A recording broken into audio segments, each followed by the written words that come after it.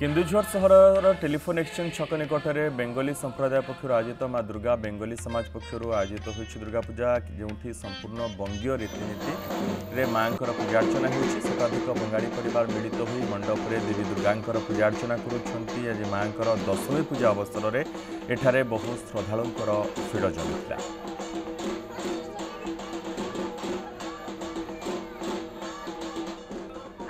सिंदूर खेलर महत्व रही आज दशमी दिन जोटा कि माँ आमर शेष दिन बाप घरे से बाप घर को आसी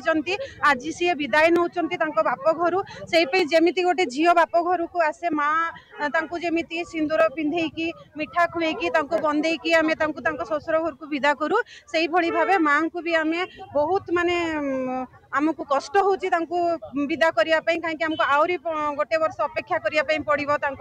से पुणी आसवे धरापृष्ठ को आम पाखक तो से आमको बहुत दुख भी लगुच केमी 5-6 दिन कटिगला किंतु आम आज माने आमर सिंदूर खेलर महत्व रहा माँ को आम सजेकी गोटे झील को आम ससुर घर को विदा करुचु।